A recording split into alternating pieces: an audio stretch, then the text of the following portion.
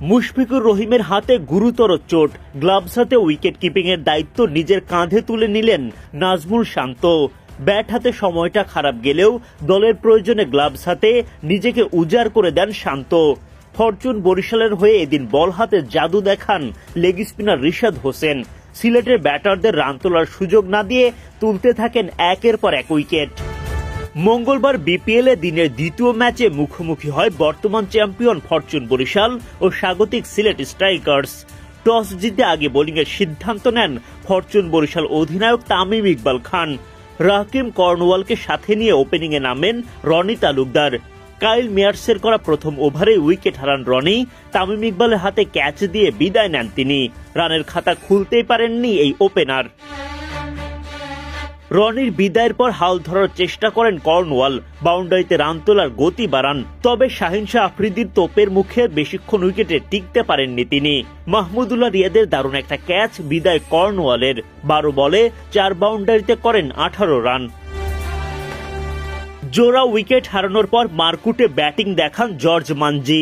তাকে সঙ্গ দেন দেশি তারকা জাকির হাসান। তাদের জুটি 50 পার করার আগেই বিদায় ঘটে মানজির। জাহানদাদ খানের বলে নাইম হাসানের ক্যাচে বিদায় নেন তিনি।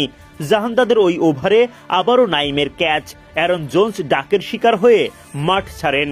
76 রানের মধ্যে এক হালি উইকেট হারায় সিলেট। এরপর লেগে রিশাদ হোসেনের আঘাত। রিশাদকে ছক্কা হাঁকাতে গিয়ে ফাহিম আশরাফের হাতে ধরা জাকির হাসান। উইকেট তুলে উদযাপনে মাতোয়ারা এই লেগ স্পিনার।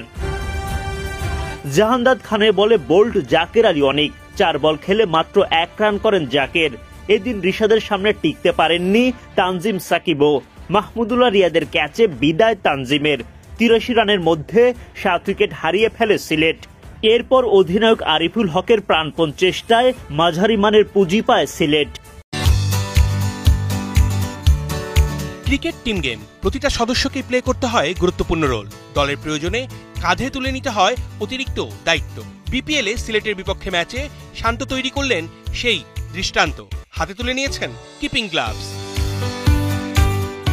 আন্তর্জাতিক কিংবা ঘরোয়া ম্যাচে শান্তকে কে কবে দেখেছেন উইকেটের পেছনে? সেটা মনে করা কঠিন, তবে অধিনায়ক তামিম নিশ্চয়ই পিঠ চাপড়ে দিয়ে বলেছেন, শান্ত তুই পারবি। তামিমের শান্তকে দরকার একাদশে। ব্যাটিং এর বড় ভরসার জায়গা। গেল ম্যাচে এই ওপেনারকে ড্রপ করতে হয়েছে বরিশালকে। শান্তর জায়গায় দলের সেকেন্ড কিপার প্রীতম হাসান ওপেনিংয়ে নেমে দিতে পারেননি আস্থার প্রতিদান। মুশফিকের ইনজুরিটাই কাল হয়ে দাঁড়িয়েছে দলের জন্য। হাতে ব্যথা নিয়ে খেলছেন মুশি, কিন্তু কিপিং এর জন্য ফিট নন। তাই তো ভাবতে হয়েছে বিকল্প।